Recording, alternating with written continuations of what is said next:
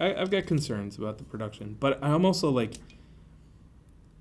I'll talk to Josh, but it's kind of out of scope for me to spend much time on this. Right. So, you just feel a responsibility to voice your concern, and you should.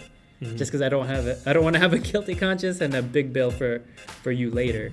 This is Blind, a brand strategy design consultancy based in Santa Monica, California. Since 1995, Blind has used the power of design to help diverse clients reach their customers and stand out in the marketplace. In this series, you'll get a rare glimpse behind closed doors and see the process of rebranding a company from start to finish. This is Building a Brand. On our last episode, Ben and Matthew worked with design intern Jieun to create a website for Hamilton Family Brewery. The website needed to be a digital destination for people looking to find out more about Hamilton, the beers they currently serve, upcoming events, and more. Utilizing Webflow as a tool to build it, Jieun was able to develop a website that was both what the business needed and simple enough for Josh and Crysten to run without having to learn programming languages. Now, Jieun will move on to the packaging design for Hamilton's new cans. Packaging will be one of this project's biggest challenges, as Josh and Crysten are hoping to move into retail, and the can will have to convey their warmth and commitment to their craft when someone has not had the experience of the tasting room. During the discovery session, Josh and Crysten spent time identifying 2 user profiles to guide the rebrand process. Their primary user, Jessica Torres, is a hip mom that carefully balances her family with her social life. Their aspirational user, Kurt McLeod, is a beer nerd who's in search of the very best in craft beer. While doing that, they also spent time discussing what kinds of things will need to be on their packaging in order to connect with those potential customers. Our current challenges at Hamilton Family Brewery is trying to find a way to communicate clearly in our packaging and to everybody outside of our tasting room what we're all about, because we're going to be moving more to distributing our product. It's going to be on shelves a little further from our hometown, where our hometown crowd gets us. We've shook their hands in the tasting room. We've made connections there, and that goes a long way with them. But now it's going to be a can of beer sitting on a shelf that someone's going to need to connect with. And so, design's going to play a huge role in that. I think that there are some products that rely pretty much exclusively on their packaging to make the sale, and alcohol is one of them. There's so many options. Usually the thing that has something that stands out is going to catch your eye first, and then you invest further and you read the labels, what are the notes on there? What am I expecting now? And what is this can communicating to me that I didn't know prior to making a decision a second ago? When we had sat down with Josh and Crysten, the things that we identified about their brand and what they want to communicate is heritage, but also fun. And our challenge here with the packaging is, how do we combine those two things, where when you look at the can, does it have that sense of craftsmanship that Josh puts into every single can that he loves, while also communicating a level of fun and flavor, right? Because their flavors are so distinct. And I think the really big gap that we're trying to fill here is a level of education. I think that if we can inspire people to look further in to the beers, maybe visit the website or learn more about the brewing process through the packaging, I think we'll have won this game. I think our brand, and what I hope to, is that whatever masks a company could put on to try and say they are, that we hope to remove those and fully expose ourselves as transparency, and so that we're not trying to be fake, and we have nothing to hide, because all the ingredients are top quality and they're good. And so just an open honestness with our customer. So I think he would love that, seeing behind the veil, if you would, in a sense, that we would take him behind the scenes, that he's not we don't view him as a customer or a potential profit mark, that it's someone we want to invite into our family, into our garage where we make the beer, and their input's valuable. Maybe it reminds him of his roots. He remember we said that he probably came from more humble beginnings, and our story kind of resonates with him. Right. Ben, I haven't done packaging for a long time, probably since I graduated Art Center, which was at least 12 years ago. So it's been a while since I've had to actually be involved in this process. I know you've had different experiences than I have. What lens do you have on this that I don't? Let's just say I have a love-hate relationship with packaging. I love packaging. I like looking at it. I collect playing cards just for the packaging. When it comes to my experience as a designer in packaging, I've had both huge wins and enormous failures.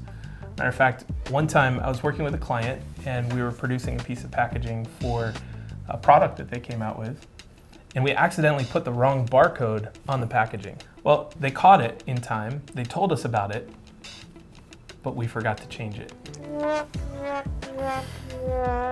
So I get a phone call a few weeks later, and it's my client, and I could tell he was just, his voice, he was so angry. He said, Ben, we went to press and we printed almost $100,000 in packaging. We found out that it had the wrong barcode.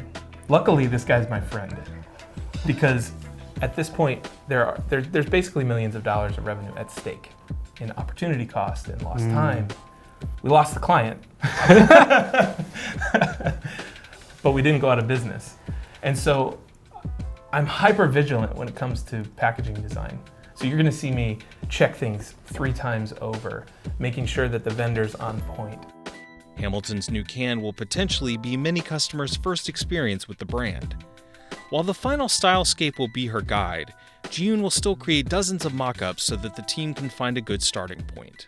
This one have more overlays, but the information is a little bit side, so the user have like experience rotated and see the informations and then see this illustration. Right. So if we look at the earliest, and then this kind of evolution where you're starting to add elements, this stands out to me. Like this is a little plain to me. I don't think this is gonna stand out. It doesn't feel a lot like their brand. This one's starting to get there. We're starting to use some cool elements, but there's something that doesn't feel like I'm not connected to the ingredients here. It doesn't feel like the combination of colors feels that fun. Where this is just like super fun. Feel like I know what the flavors are. It's easily identifiable, and this could probably stand out. And secondary, by dropping the full logo there and focusing on the icon, you get rid of all your legibility issues on that. And you could probably make this square a little bit smaller and make double window even bigger on the layout too. So that's definitely something to add in there and play around with. But I totally agree. I think that the patterns are freaking fantastic. Yeah. And I think just the next step is just, okay, now let's make this abstract. And what does that look like? And then play with the typography. But I think we're on the right path to making this more interesting. Yeah. Through a process of constant refinement, Jieun has created some packaging options that Ben and Matthew feel are ready to present to the client. Getting it right is a must, since the can is going to be one of Hamilton's most important connection points with its customers outside of the tasting room. Hello? Hey, Josh. Hey, guys. Thank you. That's my coffee, girl. Just trying to steal my coffee. None for her. You got one for yourself. We'll share it. All right, guys. Let's just jump right in.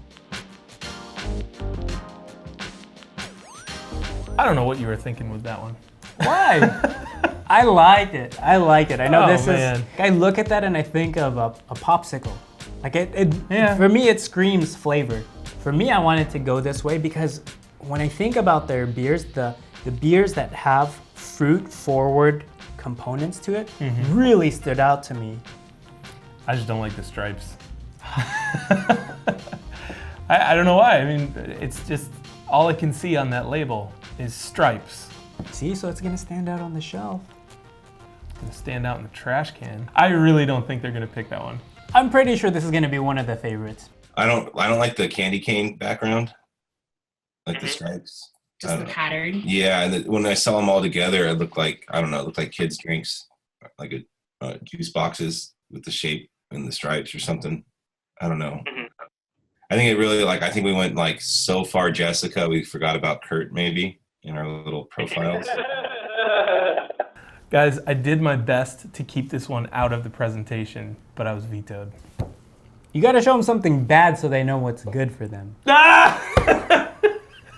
Another thing from a standpoint of lining up a label with a can that has the logo printed on it like that, the can rolls on its side.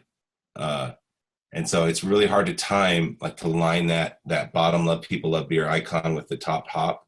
To get that there, it would almost take like a ninja if we were using a label machine. And these cans come off like, 24 cans a minute on our canning line. I think they were thinking of having these printed. No, but they're saying that we'd have the blue printed and then we put individual labels on them. So, I mean. What if that was like a sticker? No, I know. So we'd have to do that by hand because you couldn't line it up going along this right top and bottom axis, Right, I see. So this direction I really liked. I thought it was a good balance of showing a nice colorful label, giving a hint as to what the ingredients and flavors are like inside, and having a nice handsome standard can to show off both the year-round and the seasonal flavors. Mm-hmm. I like that we're bringing in that diamond shape again, both as like a design element and as part of the background. I think that's pretty cool. The one thing that I think that this version falls short on is the typography. So we pulled in a typeface that we had never used before, and I don't think it says heritage that much. And I think that so far, all of the brand stuff that we've made has screamed heritage because of the typography. This one was cool, the matte one, but the one with the can coming through, I'm liking that more. I think we're getting towards a nicer blend, I would say, of Kurt and Jessica, just because I think a shiny can speaks beer. I don't know, without even knowing what's in it. And then I love the hop icon is like upside down on the front, it looks like, right? And that would be the matte part, and then the gloss would come through from the can. Yep. Yeah, it's because there's multiple ways. Like you can, when you print on a can, they can do head to toe, everything you want. They can leave shine coming through. You have tons of options, and then they have wraps. It goes around you. Same thing, but they shrink wrap it with heat, and then they can also do gloss finishes, matte finishes, and then have opaque stuff. So this can be done with the stuff we're doing now, and then put a sticker on top of that for a seasonal. But I like this better than, like, I'd be interested in using this as a year-round lineup because it's just so attractive to me. I like it a lot. This is the one. I think he's gonna love this. I think Kristen's gonna love this. The color provides the fun, the typography provides that heritage feel. It's just a perfect mushing of the two things. We walk that line very, very well. I think the beautiful thing about this system is it's very flexible, right? We have the standard Hamilton identifiable blue background with the hop in the background. Then we have this very colorful label which we could swap out colors depending on how we want to identify the ingredients inside. Then we also have the room for an illustration right behind the name of the beer, so that if Josh wants to make some illustrations, he can still express himself creatively, and we've given him a system to do so. And on top of that, we have this great vertical stripe on the side that says "Love People, Love Beer," which is going to be visible whenever somebody holds it. The other interesting thing that we did on this one was that we switched the hierarchy. We put the beer information on top of the Hamilton logo, because a lot of times on the retailer shelf, the beer sits inside of the shelf, meaning there's a part of the shelf that covers the bottom of the beer. So we wanted to make sure that that beer name was all the way up at the top, front and center, so that the user knows exactly what they're buying. I love that you guys decided to, or chose to put the Love People Love Beer. I think that that's something that Josh and I really try to hone in the tasting room, but when people get our cans, they might not necessarily get that experience. So I think I didn't even think about putting that on a can. I don't know, maybe you have before, but I think it's really cool. I like it. I like this a lot. I love the where you get to like the seasonal mock-up. Yeah, I like the yellow stamp above it. So it's like limited edition. You could also do like seasonal release in the year. Yeah, so I think that's pretty cool, because you could have, the blue ones, or whichever direction we go for the core brands are blue or they're silver, seasonal is blue, and then we can do like really special like barrel aged cans or whatever and do like gold and have like, so maybe like a signature on it or something. Right. There's a lot I like about this one. I like that it's pulling in like the little icon stamp to distinguish the beers. I love the Love People Love Beer being so huge. There's something about maybe that font or something that makes it feels more, I guess, masculine, or have a better I don't know. So it feels like it's a better blend. Both Jessica and Kirk could be happy holding that thing. And there's one more. I like the room for some illustration. I think that's pretty cool. So, I mean, we just presented the design to Josh and Crysten. They liked it. I was happy, but it's just a mock-up at this point. Now we have to work with the vendor template, which is a vendor of Josh's choice, somebody that's worked with before. But between the design and final execution, there's so many handoffs and so many areas where this thing can go wrong. The biggest thing is that we don't get a press proof, meaning the printer is not going to print one for us to look at. That would add time and cost onto Josh that he's not willing to spend. The digital proofs are always really difficult to translate because they use strange colors to communicate transparency and spot UV and things that can't really be communicated in a digital proof. Right. Yeah, so we got to be careful with these digital proofs in how they are labeled and how they look, because the proof that we get from the printer won't look true to the mock-up, the beautiful mock-up that we made and presented to Josh. When it's presented to us that way, we have to confirm that that's the meaning on the printers, and like that is their intent, and we just have to get alignment. Matthew and Ben noticed a discrepancy with the proof and decide it's best to get on a call with the vendor. Regarding the knockouts, so on the area on the right side on your proofs, can you walk us through the intent on there? Just want to make sure that we're all on the same page. I think we're literally playing telephone. Like I was telling Josh something, Josh was telling you something. What we're trying to do is imagine that the can is obviously silver, right? So anywhere you see the knockout on the right side of the white layer, that means we're either going to have a color that's going to show as a metallic, or you're going to have the can showing through. Right. Now that's just a basic concept, but when it comes to Josh's files, we changed it because originally we knocked it out and it was the blue, the darker blue colors, and it had a hop going through it. So that knockout, if we would have left it that way, it wouldn't have looked right on the final. Right. What we did is we took the little blue color that's in the square on the bottom right of the file, that's a lighter blue color, and we made that the color for Love People Love Beer, which is now going to be a blue metallic because the knockout is the same on the white layer. Right. Now, we also did on the back, there's a little circle there. I believe it's a little hop. Yeah. I'm doing this off the top of my head. I can't have a visual in front of me. That is correct. You got it right. Good visual memory. And a little outline, a little circle. That's going to be a blue metallic as well. Blue metallic. Yeah. I think that's actually reversed on that proof. Right. On the white layer. I could actually pull your proof, so I want to make sure I'm having a knowledgeable conversation as well, so bear with me. Yeah, no worries. Okay, so just looking at double mango. Double mango, the right side, where the back of the can that has the little blue hop and it's a white circle, but there's a blue outline around the blue hop, right? The intention for that is that the blue hop and the blue outline is going to be a metallic.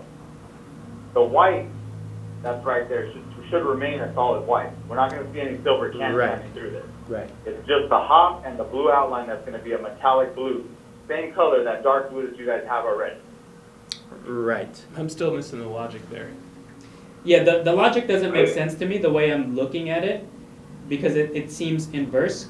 But I mean, if you guys know what you're doing on your end, then that's fine. But it just, for us, we're having a mismatch for what we see in the proof versus how you're describing it. Because if you're printing, are you printing the white of the circle and then having the metallic be the white metallic? If I could, I think what happened is if you go down to the silver can, the hop and circle are different. You see how the circle is blue on the silver can? Yeah. Yeah, and then it's the same type of knockout on each white layer, and it should be different on the mango can than it is on the silver can. Correct. So the knockout on mango needs to change for the hop, but that's it. So looking at, I pulled open your proof, Josh. So looking at it, the hop right now, you're right. It's backwards. When we submit artwork to the client and then the client takes the artwork to the printer, Right. There's a loss of communication between the source and the printer. And so that's why it's always good to get everybody on the phone. And what happened here is the pre-press artwork that came back was wrong. There was an error in it, and it didn't make sense. And so we had to say, look, I don't think that this logic makes sense. Right. You need to pull the proof open and look at the artwork so that you can see what we're seeing. Right. And then when he did that, he realized that there was an error there. Right. All of the files have been corrected and are now with the printer, and Matthew and Ben have no choice but to wait and see. On a trip out to Rancho Cucamonga to meet with Josh and Crysten, they'll get their first chance to see the new can. So you have a whole bunch of stuff printed here. This is pretty rad. Can you walk us through what's going on here? Okay, yeah. So this is the first version of the can that you guys did with the. Oh man, that's awesome. Yeah, so I love that. It's so subtle. Yeah, but it's perfect. No one's doing that. That's really gonna stand out. The print turned out really good. I gotta be honest, I was worried. Yeah. I really was, because everything in me wanted to tell you to print the cans, not the wraps. Yeah. And I just did not see how that was going to turn out. Everything in me wanted me to just go with spot varnish, go with like a traditional kind of wrap instead of like a plastic wrap around it, but it turned out fantastic. Yeah. What's cool is that now that we know how to make that work in this format, we can do much like smaller orders, so that even when we do a one-off like hazy, it can still stay in brand because the same people are packaging it for us and stuff like that. So I'm glad it worked with this company, because it makes it being a little smaller brewery makes it easier for us to be quick on our feet with can releases. So that's that. These are the coasters. There was in a picture from the Stylescape you guys showed us originally. So with that, and then have basically the can info on the coaster. So if you're drinking double mango at a bar and you're curious as to what you're drinking, it's all right there. It matches the can you might pick up at a store when you're done. And the next thing, this is we changed our taster flight format over from being like this homemade wood box with a bunch of little like small glasses into these tulip glasses. And the hard part was always, okay, so how do we let them know what's in each glass? Well, we can give them a list, and we're like, well, how do they know where the list starts according to like, the circle thing? So it's like every brewery has a problem with this. So it creates more work, because I have to get all the info and all the stats of the beer, sometimes like right before it finishes fermenting. Get these designed, get them printed, get them shipped in, but it's worth it. But yeah, now they have essentially what we're going for here. I'll grab the double mango one. I got to work on the colors with this printer, but you just take off what you would see on the can and you put it right here. I love it. So everything is like all matching now, and then each beer has their own one with all the info. So if you forget what you're drinking, it's right there. Right. So it's almost like your own branded taster flight. And hopefully too, then with the crowlers we have, it's basically this, but with a blank thing here that we can write in by hand. But I'm also getting stickers made for the crowlers that'll be placed on that. So like say you fell in love with the Midnight Oil and you wanted a crowler, I can grab our branded crowler, we can fill it for you. Instead of handwriting it, I could take that sticker and it'll look like a big old version of this. Right. Awesome. So then even our crowlers and everything coming out of here is going to match the brand. I cannot believe they did that. Right? Look at the details in there. Got this nice perforated edge as if it's a label that was just slapped on there, but that's printed in there. And then we're playing with materials here, so you can see love people, love beer. And you can see that based off of where the light is hitting. So we're really playing with the metallics there. And you can see the cool details that Ben is talking about, the registration of the typography. Even though it's small type, it's very sharp, very legible. And then if you look back to the front, we have this nice hierarchy. So with this color, you identify the flavor, which is double mango. This is the first read. The second read is the Hamilton Family Brewery with the blue. So you could recognize that on the shelf. And we have the rest of the information here, which is using that kind of utilitarian industrial design that we're looking at, very traditional American. I don't see any issues with the print. It's sharp. And it's the right barcode. On our next episode of Building a Brand, Blind will create a brand video for Hamilton's website. This video will help site visitors understand who the Hamiltons are, their passion for what they do, and what to expect from their beer. Like a can on the shelf, this video will be an important way for Hamilton Family Brewery to connect with customers that either can't make it to the tasting room or are thinking about going but are trying to find more information. Blind will accomplish this in a couple of steps: a shoot with Josh and Crysten to let them tell their story, a shoot with the beer to show off Hamilton's craftsmanship, and finding the right tone to set in the edit through both shot and music selection. That's coming up on Building a Brand. Do you have another one of these? There's more in the fridge. I think we even have the old one too. I don't know if we have the old one.